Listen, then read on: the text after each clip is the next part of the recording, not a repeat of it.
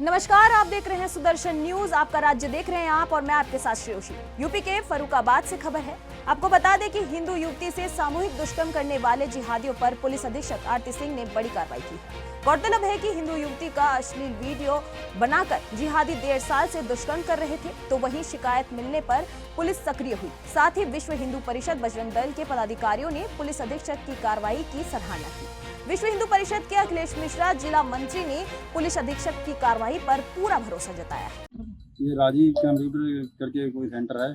कौन चला रहा है उसको चला रहा है सलमान और क्या नाम है शिबू। क्या घटना हुई? घटना ये हुई, उसको ब्लैकमेल किया गया, उसको नशीली पदार्थ में किसी में कोल्ड ड्रिंक में या पानी में मिला के उसको खिलाया गया। वो बेहोश हो गई। बेहोश होने के बाद इन्होंने उसका वीडियो बना लिया। फिर ये लोग उसको ब्लैकमेल करते रहे 1.5 साल से लगातार। इसलिए ब्लैकमेल करते हैं। क्या वीडियो बनाया? ये कह रहे हैं उससे कि तू अपना धर्म परिवर्तन कर। नहीं, धर्म परिवर्तन नहीं करेगी तो तुझे को मार डालेंगे, ये करेंगे, तेरे घर वालों का वो करेंगे। दुष्कर्म किया और उन्होंने सब लोगों ने मिलकर तीनों लोगों ने इसके साथ दुष्कर्म किया। कितने साल? ये लगभग 2.5 साल से चल रहा है। तुम लोगों को कैसे जानकारी हुई घटना की? हम लोगों को जानकारी अचानक में क्या नाम 2 दिन पहले पड़ी। ये लोग आए थे हमारे खेत पे, घर पे आए थे हमारे।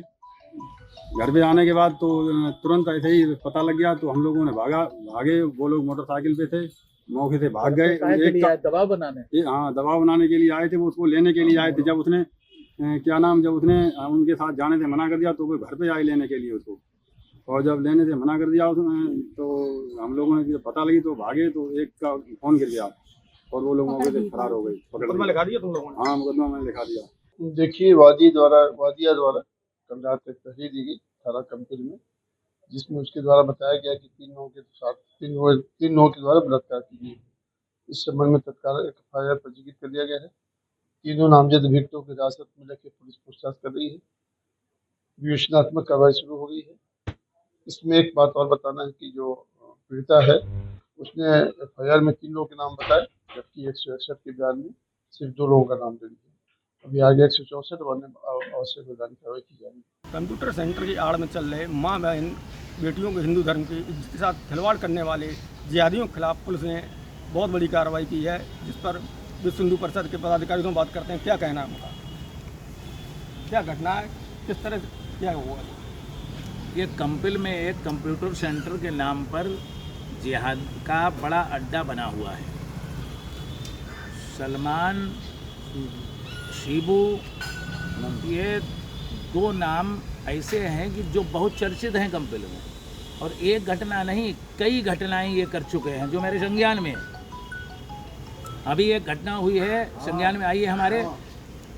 1.5 साल से लगभग उस बहन को लगातार प्रताड़ित किया जा रहा है। नशीले पदार्थ को कोल्ड ड्रिंक में मिला के पिलाया और उसके साथ दुष्कर्म किया और कहा धर्म परिवर्तन करो, नहीं तो काट के चौराहे फेंक देंगे, पूरा परिवार काट देंगे। जब वो बहन बचना चाही तो घर तक गए खदेड़ने के लिए।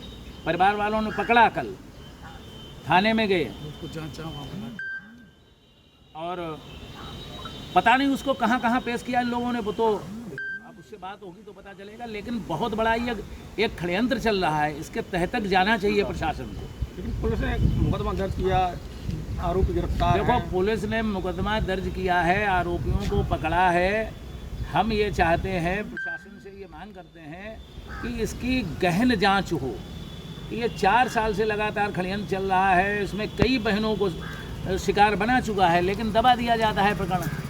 मगर हमें हमारे ज़िले की जो पुलिस कप्तान है उनके ऊपर पूरा भरोसा है, क्योंकि हम आश्वस्त हैं उनसे कि निश्चित ही बड़ी कार्रवाई करेंगे। अब खबर यूपी के रायबरेली से है। यूपी के रायबरेली में लव जिहाद का एक चौंकाने वाला मामला सामने आया है, जहां एक हिंदू महिला ने मुस्लिम महिला से पीड़ित होकर मुख्यमंत्री योगी आदित्यनाथ को अपने खून से पत्र लिखा है। बता दें कि राणानगर की रहने वाली तनुजा सिंह का आरोप है कि मुस्लिम महिला कुमसुम बानो वसीम खान और असलान खान के साथ मिलकर उसके पति अमित सिंह को ब्लैकमेल कर रही है।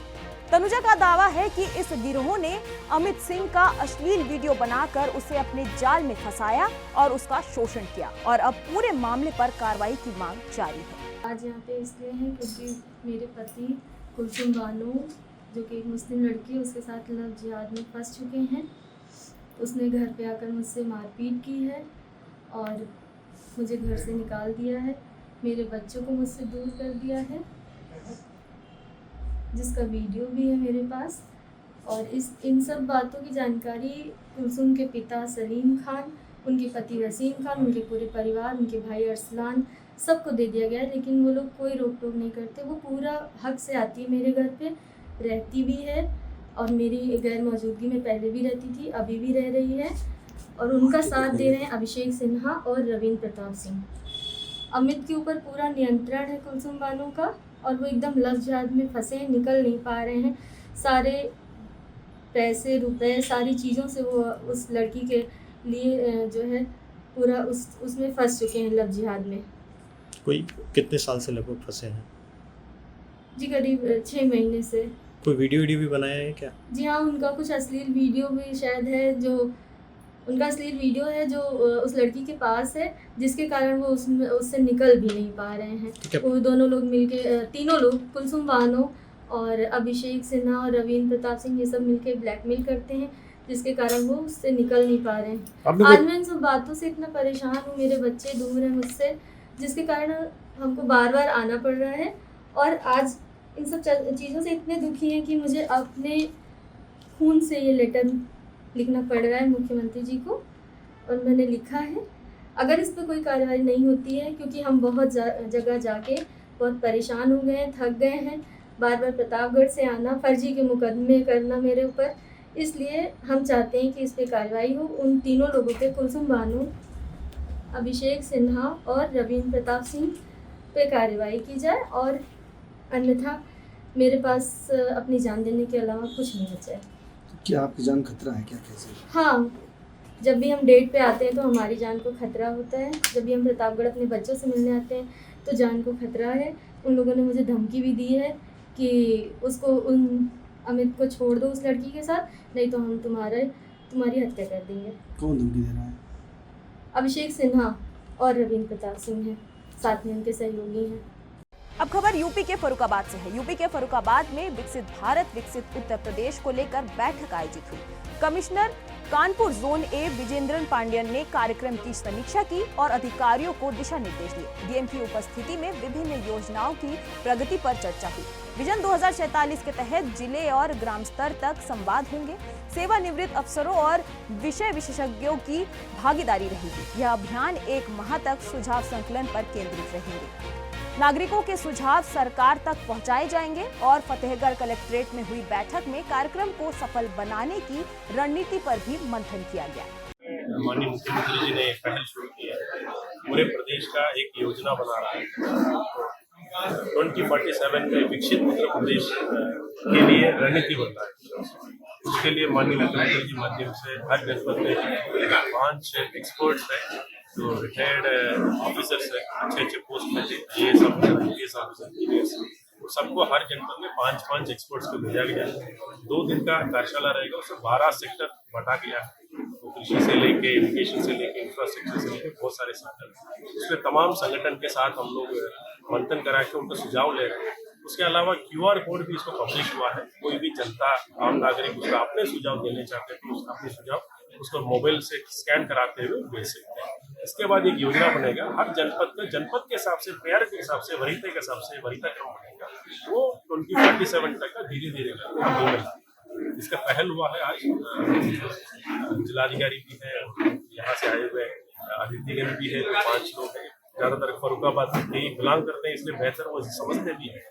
उन लोग अपने अपने सुझाव रखें, सब लोग हम लोग पॉइंट नोट किए, तो शासन के बेस की योजना बना करके जल्दी। यूपी के रायबरेली के सरैनी विकास खंड के गांव संतवा खेड़ा में अवैध रूप से बसे बांग्लादेशी नागरिकों का मामला सामने आया है। शिकायतकर्ता के अनुसार 20 से 25 बांग्लादेशी मुसलमान गांव में संदिग्ध गतिविधियां कर रहे हैं। विरोध करने पर उसे धमकी और मारपीट का सामना करना पड़ा। कल्की सेना प्रमुख पुष्कर विजय द्विवेदी ने प्रशासन को चेतावनी दी कि कार्रवाई न होने पर वे गृह मंत्री और CM से मिलेंगे। घटना ने इलाके की सुरक्षा व्यवस्था पर गंभीर सवाल खड़े कर दिए हैं और प्रशासन से कार्रवाई की मांग जारी। मामला सर ये है कि हमारे गांव में ग्राम सभा सतवा खेड़ा है, जिसमें मतलब परवेशी व बांग्लादेशी टाइप के लोग हैं। ये काफ़ी दिनों से मतलब बस रहे हैं। इनको कई बार शिकायतें प्रार्थना पत्र दिया गया है, लेकिन ये लोग दंगा, लूटपाट या चोरी छिनैती करते हैं।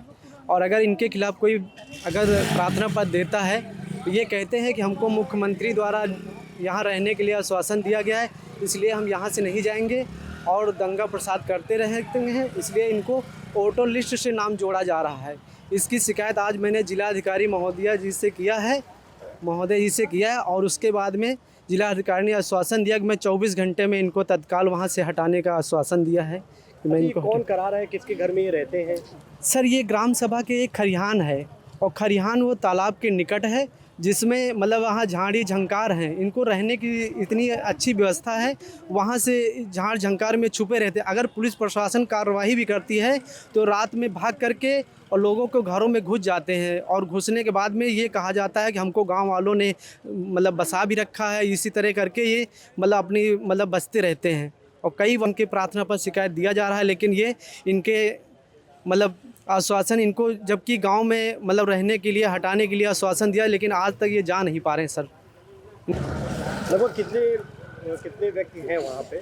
सर इसमें लमसम 20-25 मुस्लिम बिरादरी के लोग हैं जो ये मांगता टाइप के हैं, दिन में मांगते हैं और रात को ये चोरी छिनैती जैसे जानवर खोलना, भैंस खोलना, बकरी खोलना, मोटरसाइकिल चोरी करने का इनका पेशा है सर, रात तो दिन। यूपी के रायबरेली में थाना सरेनी के अंतर्गत एक मामला अब सोशल मीडिया पर काफ़ी तूल पकड़ रहा है। उसको लेकर मेरे साथ बात करने के लिए मौजूद हैं विंग कमांडर पुष्कर विजय द्विवेदी और वर्तमान में कल की सेना के चीफ भी हैं। इनसे जानेंगे कि ये जो बांग्लादेशी का मुद्दा है इस पर सरकार क्या कर रही है और जो जिला प्रशासन है वो अभी तक उसने क्या कार्रवाई की है। सर ये एक मुद्दा है, सरेनी में बांग्लादेशी लगभग रह रहे हैं और रात में वो वहाँ पे छिनैती और ये सब चीज़ें कर रहे हैं, इसके बारे में आपका क्या कहना है? देखिए ये मामला हमारे संज्ञान में आया था और उसके बाद आज मैं स्वयं वहाँ पे मौके में पहुँच के मैंने ये देखा कि वास्तव में जो कंप्लेंट की गई है सरेनी क्षेत्र में वो सही है। अवैध रूप से वहाँ पर इस प्रकार से बांग्लादेशी रह रहे हैं। इस आशय में एसपी को भी एक तहरीर दे दी गई है लोकल लोगों द्वारा। और देखिए केंद्र सरकार के होम मिनिस्ट्री की गाइडलाइंस जो हैं और उसके साथ ही उत्तर प्रदेश के माननीय मुख्यमंत्री योगी आदित्यनाथ जी का भी एक एकदम क्लियर विजन है और जिसको वो सार्वजनिक रूप से कहते भी हैं कि उनको डेमोग्राफिक चेंज नहीं चाहिए, जो इस तरीके से बाहर से घुसपैठिए भर आते हैं वो हटाने हैं। और इसके साथ ही मैं आपको बताता चलूँ कि हमारे द्वारा भी एक PIL डाली गई थी जिसमें हाई कोर्ट ने, लखनऊ बेंच ने पिछले महीने ही इस पर निर्णय दिया और सरकार को हाई कोर्ट ने भी निर्देशित किया है कि इसमें एक्शन लें। तो मैंने जाके वहाँ देखा कि वो मामला सही है, कंप्लेंट सही है। अब बात यह है कि राहुल गांधी जी का दौरा था तो जिला प्रशासन को, पुलिस को व्यवस्था ठीक है बनाने के लिए 2-3 दिन का समय मुझे लगा कि देना उचित है। यदि आने वाले 3 से 4 दिनों में कोई कार्रवाई नहीं होती है तो मुख्यमंत्री योगी आदित्यनाथ जी से मिल करके मैं उनको स्वतः इस मामले का संज्ञान दूंगा और साथ ही साथ जब मैं उनसे मिलूंगा तो मेरा एक कर्तव्य बनता है कि अमित शाह जी को भी मैं इस बारे में अवगत कराऊं, क्योंकि डेमोग्राफिक चेंज ही हमारे देश को बर्बाद कर रहा है और लोकतांत्रिक तरीके से हमारे देश पे एक कब्जा, दोबारा हमारे देश को गुलाम करने की जो साजिश करी जा रही है across the length and breadth of पूरे भारत देश में, नॉर्थ साउथ ईस्ट वेस्ट हर जगह हो रहा है। किस प्रकार रोहिंग्या बांग्लादेशी संगठित रूप से जम्मू में बसाए जा रहे हैं, किस प्रकार वो बिहार गुजरात में बसाए जा रहे हैं, महाराष्ट्र में बसाए जा रहे हैं और उत्तर प्रदेश में एक रायबरेली जिला जो कि जाना जाता है कि यहाँ बड़ी शांति व्यवस्था और उत्तर प्रदेश के सबसे शांत जिलों में से एक है, वहाँ पे भी ये कार्य शुरू हो गया है। ये बहुत ही ज़्यादा अलार्मिंग चीज़ है और निश्चित रूप से कल की सेना इसके पीछे पड़ी हुई है। अगर प्रशासन कार्य नहीं करता, अगर जिले की जो व्यवस्था है वो कार्य नहीं करती तो राज्य की पुलिस व्यवस्था को जवाब देना पड़ेगा मुख्यमंत्री जी को। इसमें शिकायत ये भी हुई है कि मतलब जो बांग्लादेशी है उन पे वोटर लिस्ट में उनका नाम भी जोड़ा जा रहा है। जी बिल्कुल, देखिए इनका प्लान यही है, इनका मोडस ऑपरेंडाई यही होता है कि किसी एरिया में जा करके वहाँ की डेमोग्राफी चेंज करना, ज़मीनें कब्जा करना, आधार कार्ड बनवाना, वोटर कार्ड बनवाना। और जिस प्रकार से हमने देखा कि रायबरेली में ही सलोन में भी एक बहुत बड़ा मुद्दा आया था इसी चीज़ का, तो ये लोग अब इस रायबरेली के एरिया को टारगेट बना रहे हैं। यहाँ पर एक देवबंद का बहुत बड़ा एक यहाँ पर इंस्टीट्यूशन भी है जो लोग अभी जानते नहीं हैं क्योंकि वो छुपा हुआ है और मुझे डर है कि कहीं इन सब के तार वहाँ से न जुड़े हों। और चूँकि मेरी इंटेलिजेंस बैकग्राउंड है तो इसलिए मुझे समझ में आती है जो पैटर्न ये बना रहे हैं। तो रायबरेली पुलिस को बहुत संजीदगी से इसमें कार्य करना चाहिए क्योंकि इस मुद्दे को हम नहीं छोड़ने वाले और इसको हम अंजाम तक पहुँचा के ही दम लेंगे। देखिए, जैसा कि इन्होंने बताया विंग कमांडर पुष्कल विजय द्विवेदी ने कि ये जो रोहिंग्या बांग्लादेशी हैं ये रायबरेली में घुसपैठिए अब कर रहे हैं, और इन्होंने जैसे बताया कि भारत के गृह मंत्री अमित शाह और मुख्यमंत्री योगी आदित्यनाथ से भी ये शिकायत करेंगे इस मामले की। वैभव वाजपेयी, सुदर्शन न्यूज़, रायबरेली।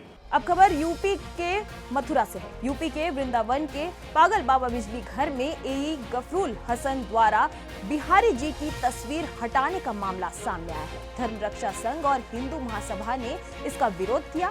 आरोप है कि हसन ने कार्यालय में लगी हिंदू देवी देवताओं की तस्वीरें कूड़े में फेंकी।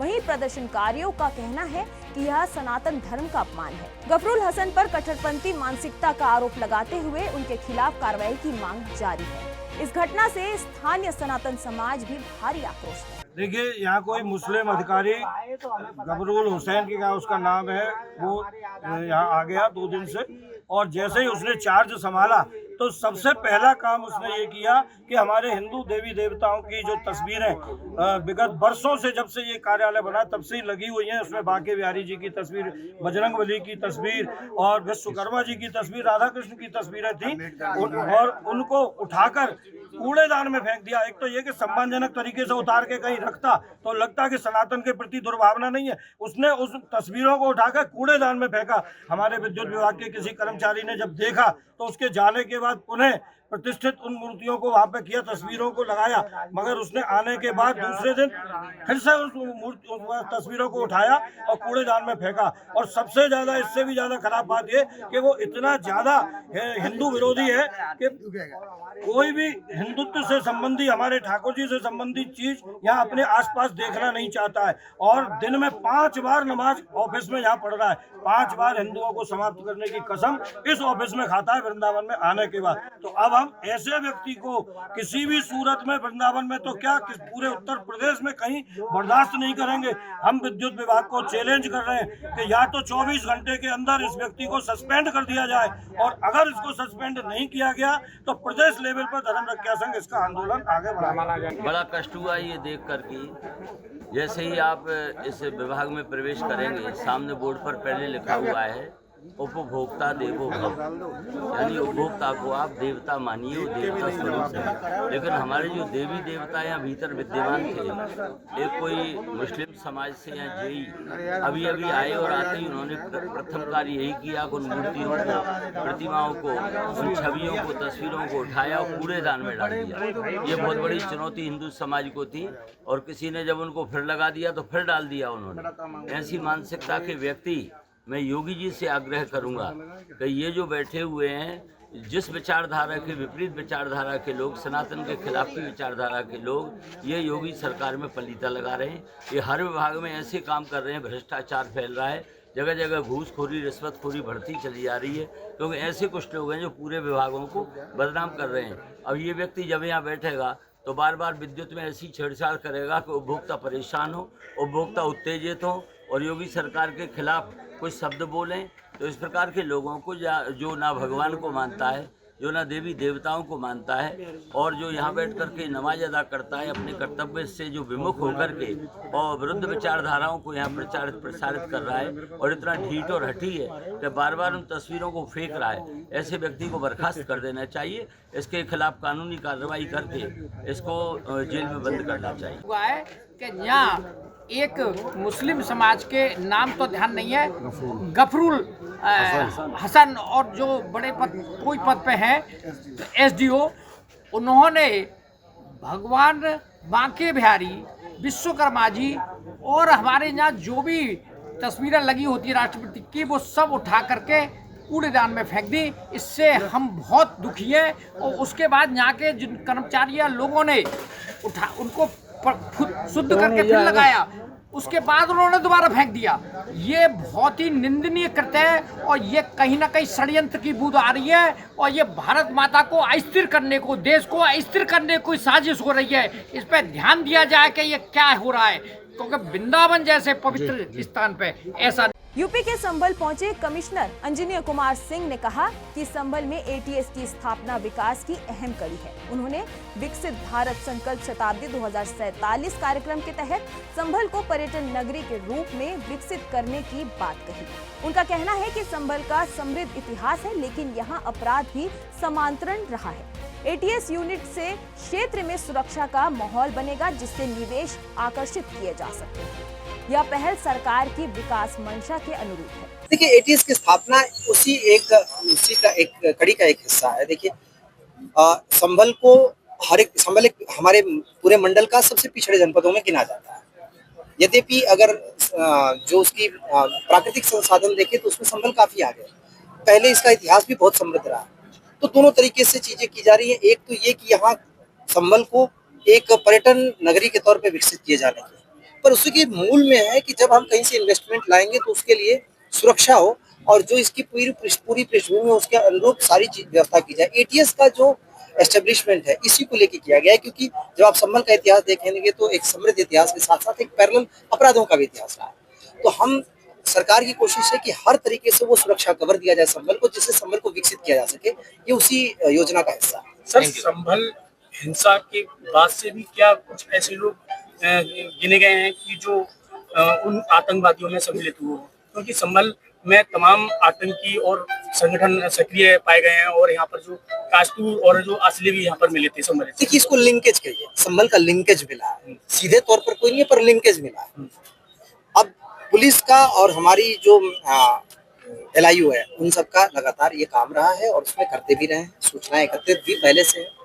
ये एक निरंतर चलने वाली प्रक्रिया है। ऐसा नहीं है कि आज अगर सभी लोग यहाँ से हट गए तो फिर बाद में नहीं आ जाएंगे, या आज हैं तो हमेशा रहेंगे। एक सतत प्रक्रिया है, वो लगातार चल रही है। चिन्हांकन का काम जारी है। मैंने आपसे कहा, माननीय मुख्यमंत्री जी की योजना है विकास, और विकास को फलने फूलने के लिए जरूरी वातावरण हो, तैयार हो, और वो एक जरूरी वातावरण सबसे पहले उसमें सुरक्षा, और उसके ऊपर भी काम। यूपी के ललितपुर में सांसद अनुराग शर्मा की अगुवाई में सांसद खेल महोत्सव आयोजित किया जाएगा। खेल प्रतियोगिताएं विद्यालय स्तर से शुरू होकर राष्ट्रीय स्तर तक जाएगी। 25 सितंबर से पंजीकरण शुरू होंगे और अक्टूबर से दिसंबर तक प्रतियोगिताएं चलेगी। सांसद ने बताया कि प्रधानमंत्री की मंशा है कि खेलों को बढ़ावा देकर युवा प्रतिभाओं को स्कॉलरशिप दी जाएगी। विजेता खिलाड़ियों को निजी स्तर पर प्रोत्साहन राशि भी दी जाएगी। यह आयोजन स्थानीय खेल प्रतिभाओं को आगे बढ़ाने का सुनहरा अवसर देगा। बच्चे बाहर निकले हैं, उन लोगों को स्कॉलरशिप्स भी मिली है, स्पॉन्सरशिप्स भी मिली हैं। स्पोर्ट्स अथॉरिटी ऑफ इंडिया में भी रजिस्टर है। आदरणीय प्रधानमंत्री जी की मंशा ये है कि इस बार इस महोत्सव का इसको नाम दिया जाए और इस महोत्सव को बहुत बड़े पैमाने पे किया, क्योंकि गवर्नमेंट ऑफ इंडिया खुद ही इसमें भागीदारी पार्टिसिपेट कर रही है। तो जो प्रतिभाएं, जो बच्चे बहुत अच्छा खेल खेलेंगे, अच्छी दौड़ लगाएंगे, अच्छी लॉन्ग जंप करेंगे, फुटबॉल खेलेंगे, चेस भी खेलेंगे, इन सारे बच्चों को हम लोग स्पॉन्सरशिप्स दिलाने की व्यवस्था करेंगे अगर वो एक स्तर पे ऊपर निकलते हैं। झांसी में मेरे वहाँ बहुत सारे बच्चे ऐसे निकल के भी आए हैं और छोटे छोटे गांव से निकलकर ये बच्चे आज हिंदुस्तान का नाम अंतर्राष्ट्रीय मंचों पे पहुंचे हैं और हम सभी को गर्वान्वित कर रहे हैं। आज झांसी बच्चों की वजह से जाना जाता है और हम चाहेंगे आगे ऐसे ललितपुर से भी मेरे इतने अच्छे बच्चे, इतनी प्रतिभाएं निकली हैं, इनको हम लोग आगे बढ़ा सके और आगे चलते हुए हिंदुस्तान का नाम रोशन। यूपी के मेरठ पहुंचे मंत्री धर्मपाल सिंह ने कानून व्यवस्था और बाढ़ राहत की समीक्षा की। उन्होंने कहा कि प्रदेश के विकास में मेरठ की अहम भूमिका है और सभी योजनाएं मिशन मोड में लागू होनी चाहिए। सेवा पखवाड़ा 17 सितंबर से 2 अक्टूबर तक चलेगा, जिसमें स्वास्थ्य शिविर, स्वच्छता अभियान और राहत कार्य होंगे। मंत्री ने बाढ़ प्रभावित क्षेत्रों का दौरा कर राहत सामग्री वितरित की और अधिकारियों को कार्य में पारदर्शिता के साथ निर्देश दिए। साथ ही नई GST नीतियों के लाभ भी गिनाए गए। यूपी के शामली के थाना भवन में वार्षिक मेले का शुभारंभ हुआ, जिसमें पूर्व मंत्री सुरेश राणा और किसान नेता नरेश टिकैत ने संयुक्त रूप से फीता काटा। वहीं राणा ने सरकार की उपलब्धियों को गिनाया। वहीं टिकैत ने मेलों को सांस्कृतिक विरासत बताया और मेला धार्मिक आस्था के साथ साथ किसानों और व्यापारियों के लिए भी लाभदायक है। उद्घाटन में भारी भीड़ उमड़ी और स्थानीय जनप्रतिनिधि व नागरिक शामिल हुए। मेले से सामाजिक एकता और क्षेत्रीय अर्थव्यवस्था को बल मिलेगा। यूपी के मुजफ्फरनगर पुलिस ने मुठभेड़ में शातिर बदमाश मोहम्मद नौशाद को गोली मारकर गिरफ्तार किया। बुढ़ाना थाना क्षेत्र में चेकिंग के दौरान नौशाद ने पुलिस पर फायरिंग की। जवाबी कार्रवाई में उसके पैर में गोली लगी और उसका साथी मोहम्मद वाजिद भी गिरफ्तार हुआ। और यही वही बदमाश है जिसने हाल ही में एक महिला से गहने लूटे थे। वही पुलिस की कार्रवाई से स्थानीय लोगों ने राहत की सांस ली और अपराध पर नियंत्रण की दिशा में यह बड़ी सफलता मानी जा रही है। यूपी के आजमगढ़ के फूलपुर थाना क्षेत्र में पुलिस ने वाहन चोर गिरोह का भंडाफोड़ किया है, जिसमें 4 शातिर अपराधियों को गिरफ्तार किया गया, जिनके पास से 5 चोरी की बाइक, 2 तमंचे और 4 मोबाइल बरामद हुए। और ये चोर बाइक की नंबर प्लेट और चेसिस नंबर मिटाकर बेचते थे। गिरोह का एक सदस्य अभी फरार है। पुलिस ने आरोपियों पर मुकदमा दर्ज कर जांच शुरू कर दी है। एसएसपी हेमराज मीना के निर्देश अनुसार यह कार्रवाई की गई है। देखिए, थाना फूलपुर की टीम को आज बड़ी सफलता हाथ लगी है, जिन्होंने 5 वाहनों को जो चोरी कर लिए गए थे पुराने, उनको आज बरामद किया है। इसके साथ ही 4 अभियुक्तों को भी गिरफ्तार किया है। इनके पास से जो 5 मोटरसाइकिल बरामद हुई हैं, उनमें से 2 चोलापुर वाराणसी से चोरी की गई थी, एक कोतवाली जजी मैदान से चोरी की गई थी, एक देवगांव से चोरी की गई थी और एक थाना फूलपुर के अंतर्गत चोरी की गई थी। पिछले 3-4 महीने से हमारी टीम इन पर लगी हुई थी। ये इनका गिरोह काफ़ी एक्टिव था हमारे आजमगढ़ क्षेत्र में। इनको आज गिरफ्तार किया गया है। इनके पास से मोटरसाइकिल बरामद की गई हैं, साथ ही अवैध तमंचा और कारतूस भी बरामद किए गए हैं। इनके नाम इस प्रकार हैं। इनमें से एक है आशुतोष तिवारी, जो कि गंभीरपुर थाना क्षेत्र का रहने वाला है। एक प्रिंस तिवारी है, जो गंभीरपुर का रहने वाला है। एक अफसर अहमद है, जो जगदीशपुर का रहने वाला है। और एक मोहम्मद कामरान है, जिसका पूर्व में भी आपराधिक इतिहास है, जो गंभीरपुर का रहने वाला है। इन चारों को माननीय न्यायालय से रिमांड प्राप्त कर जेल भेजा जा रहा है।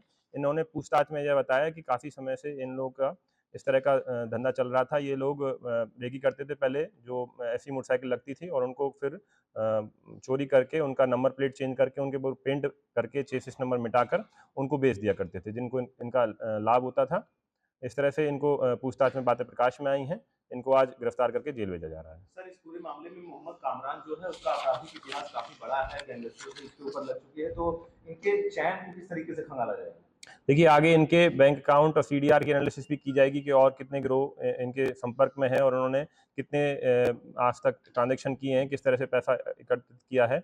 इनके ऊपर गैंगस्टर की कार्रवाई भी की जाएगी और उसके अंतर्गत जो भी प्रॉपर्टी इन्होंने अवैध संपत्ति कमाई होगी अपराध से, उसको भी चिन्हित करके उसका भी जब्तीकरण किया जाएगा। यूपी के बरेली पुलिस ने हैदरी दल यूपी 25 नाम से सोशल मीडिया पर कट्टरता फैलाने वाले अकबर अली को गिरफ्तार किया। आरोपी फतेहपुर का निवासी है, लेकिन मध्य प्रदेश के छिंदवाड़ा में रह रहा था। चौथी पास अकबर सोशल मीडिया पर भड़काऊ वीडियो एडिट कर पोस्ट करता था। पुलिस ने उसे पटेल कॉलोनी से गिरफ्तार किया। पूछताछ में कई अहम जानकारियां मिली हैं और उसके साथियों की तलाश जारी है। उसे कोर्ट में पेश कर जेल भेजा गया है। श्रीमान वरिष्ठ पुलिस अधीक्षक जनपद बरेली के कुशल निर्देशन में आज हैदरी दल, जिस पर पहले से ही कार्रवाई चल रही थी बरेली पुलिस के द्वारा, इसमें सबसे ज्यादा फॉलोअर्स वाले इंस्टाग्राम के अकाउंट के जो संचालक है, ऐसे अभियुक्त को आज बरेली पुलिस द्वारा गिरफ्तार करके न्यायिक हिरासत में भेजा जा रहा है। पूर्व में बरेली में ये हैदरी दल बरेली नाम से सोशल मीडिया अकाउंट्स ऐसे सामने आए थे और ये अपनी पोस्ट्स के माध्यम से लोगों की धार्मिक भावनाओं को ठेस पहुंचाना, धार्मिक सौहार्द को बिगाड़ना व महिलाओं की लज्जा को भंग करना, ऐसे ये काम कर रहे थे, जिसके संबंध में थाना कोतवाली में मुकदमा संख्या 291/25, धारा 353(2), 196(1), 79, 126 और 61 अंतर्गत बीएनएस यह मुकदमा पंजीकृत किया गया था और इसमें विधिक कार्रवाई की जा रही थी। इस मुकदमे में टोटल 5 लोगों को गिरफ्तार करके जेल भेजा गया था। उसी क्रम में कुछ अकाउंट्स थे जिनमें बहुत ज्यादा फॉलोअर्स थे, सभी को हमने ट्रेस किया था, सभी पे हम लोग कार्रवाई कर रहे थे और इन अकाउंट्स के लिए हमने रिपोर्ट भेजी थी मेटा कंपनी को, जिसके माध्यम से इन अकाउंट्स को ब्लॉक कराया गया। कुछ समय बाद इनमें कुछ प्रमुख अकाउंट्स थे जिनमें फिर से एक्टिविटी शुरू हुई, ये अकाउंट्स फिर से सक्रिय हुए और पुनः ये आपत्तिजनक कंटेंट ये डालने लग गए, फेक न्यूज ये डालने लग गए। कहीं की कोई घटना होगी उसको यूट्यूब से डाउनलोड करके उसको बिना कंटेक्स्ट के कहीं और की बताते हुए और उसमें अलग अलग तरीके से धार्मिक उन्माद को फैलाना, और सौहार्द को बिगाड़ने की ऐसी बातें लिखते हुए ये लोग पोस्ट करते थे। तो फेक न्यूज और धार्मिक उन्माद को बढ़ाने वाले ये जो पोस्ट हैं ये लोग करने लग गए थे। इसी का संज्ञान लेते हुए इसमें 3 सितंबर को थाना कोतवाली में पुलिस की तरफ से एक और मुकदमा लिखा गया 444/25। यह मुकदमा इन धाराओं में लिखा गया है 196, 353(1)B, 353(1)C, 353(2), 352, 299 और 66 IT एक्ट। इसमें यह मुकदमा पंजीकृत कराया गया। ये जो मुख्य अकाउंट्स थे जिसमें सबसे ज्यादा फॉलोअर्स थे हैदरी दल ऑफिशियल, इसको ट्रेस किया गया तो ये पाया गया कि ये छिंदवाड़ा मध्य प्रदेश में ये जो संचालन है इसका वहां से हो रहा है। इसको ट्रेस किया गया और लोकल पुलिस की सहायता से इस व्यक्ति को पूछताछ के लिए बरेली बुलाया गया और इसको जब ये सारी चीजें वेरीफाई हुई, सारी जांच हुई है, इसको गिरफ्तार करके आज भेजा जा रहा है। इस व्यक्ति का नाम है अकबर खान। ये मूलतः फतेहपुर जिला का रहने वाला है, उत्तर प्रदेश का रहने वाला है, पर ये इसकी पूरी फैमिली वहां छिंदवाड़ा में काम करती है। इसका पूरी परिवार वहीं पे बसा हुआ है और वहीं से ये 3 सोशल मीडिया अकाउंट्स ऑपरेट कर रहा था। टीम हैदरी दल ऑफिशियल और राष्ट्रीय टीवी। इसके अतिरिक्त ये यूट्यूब चैनल भी हैदरी दल के नाम से चला रहा था और इंस्टाग्राम, यूट्यूब के अतिरिक्त ये व्हाट्सएप ग्रुप भी चला रहा था और देश में, प्रदेश में अलग अलग जगहों से अलग अलग लोगों से ये संपर्क में था और हैदरी दल का ये जो कार्य है ये इसको बढ़ाने की फिराक में था और अलग अलग जगह से ये सभी लोगों के संपर्क में रह के इसमें नेटवर्किंग करता था। इस व्यक्ति को आज बरेली पुलिस द्वारा गिरफ्तार करके न्यायिक हिरासत में भेजा जा रहा है और इस प्रकरण में और भी जो लोग हैं उनको भी तलाशा जाएगा, उनके विरुद्ध भी कड़ी विधिक कार्रवाई की जाएगी। यूपी के फिरोजाबाद के रामगढ़ थाना क्षेत्र में अवैध पशु कटान में वंचित आरोपी चंदा उर्फ चांद कुरैशी को पुलिस ने मुठभेड़ के बाद गिरफ्तार कर लिया। आरोपी ने पुलिस पर फायरिंग की। जवाबी कार्रवाई में उसके पैर में गोली लगी। उसके पास से तमंचा और कारतूस बरामद हुए हैं। घायल आरोपी को इलाज के लिए अस्पताल भेजा गया है। पशु क्रूरता अधिनियम के तहत मामला दर्ज था। पुलिस ने अग्रिम कानूनी कार्रवाई शुरू कर दी है। देखिए, चंदा कुरैशी है, रामगढ़ थाना क्षेत्र का रहने वाला है। इसके विरुद्ध थाना रामगढ़ पे अवैध पशु कटान का एक अभियोग पंजीकृत हुआ था, जिसमें ये लगातार फरार चल रहा था। पुलिस इसकी तलाश कर रही थी। संभावित स्थानों पर जगह जगह दबिश दी जा रही थी। आज सूचना ये मिली कि ये हसमत नगर क्षेत्र में जंगलों में, खेतों में छुपे छुपाए घूम रहा है।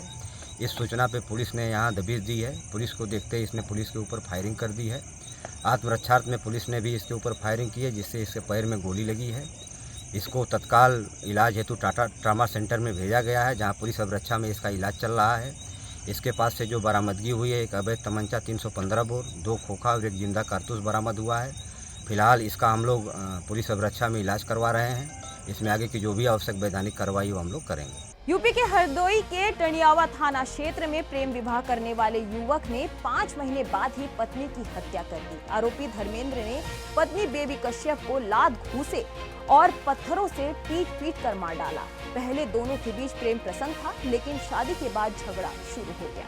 घटना के बाद पत्नी को अस्पताल में भर्ती कराया गया, जहां इलाज के दौरान मौत हो गई। पुलिस ने आरोपी को हिरासत में लेकर कार्रवाई शुरू कर दी। आज दिनांक 11 सितंबर 2025 को डायल 112 के माध्यम से थाना टड़ियावा पर सूचना प्राप्त हुई कि थाना क्षेत्र के ग्राम सरंगापुर अली नगर में एक व्यक्ति धर्मेंद्र कश्यप पुत्र बदले द्वारा अपनी पत्नी देवी के साथ पारिवारिक विवाद के कारण मारपीट कर उन्हें घायल कर दिया है, जिनको परिजनों द्वारा उपचार के लिए जिला अस्पताल हरदोई लाया गया, जहां इलाज के दौरान उनकी मृत्यु हो गई। इस सूचना पर स्थानीय पुलिस द्वारा तत्काल मौके पहुंचा गया। शव को कब्जे में लेकर नियमानुसार पंचायतनामा पोस्टमार्टम की कार्रवाई कराई जा रही है। धर्मेंद्र उपरोक्त को पुलिस द्वारा हिरासत में लेकर पूछताछ की जा रही है।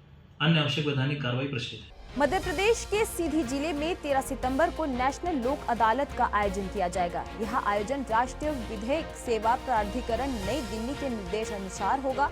जिला मुख्यालय चुरहट, मझौली और रामपुर नेकिन में यह अदालतें लगाई जाएगी। इस दौरान लंबित मामलों का निपटारा तेजी से किया जाएगा। लोक अदालत के जरिए लोगों को त्वरित न्याय उपलब्ध कराने का प्रयास किया जाता है। इससे समय और खर्च दोनों की बचत होती है। हमारी अभी 2025 की कृषि लोक अदालत 13 सितंबर 2025 को जिला मुख्यालय सीधी और सभी आउटलाइन स्टेशनों में आयोजित की जाएगी। 10:30 बजे इसका शुभारंभ होगा।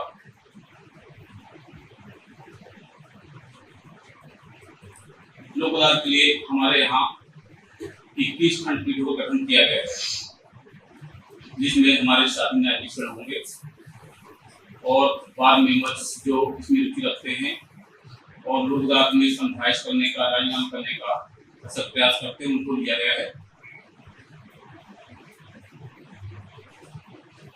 इस लोक अदालत में सभी प्रकार के राजीनामे युक्त प्रकरण, जिनमें सिविल प्रकरण, आपराधिक प्रकरण, मोटर दुर्घटना दावा प्रकरण, चेक बाउंस के प्रकरण, श्रम विवाद, पारिवारिक विवाद, भूमि, विद्युत अधिग्रहण के मामले व अन्य मामले, जल कर, बिजली कर, नगरपालिका संबंधी प्रकरण भी आएंगे।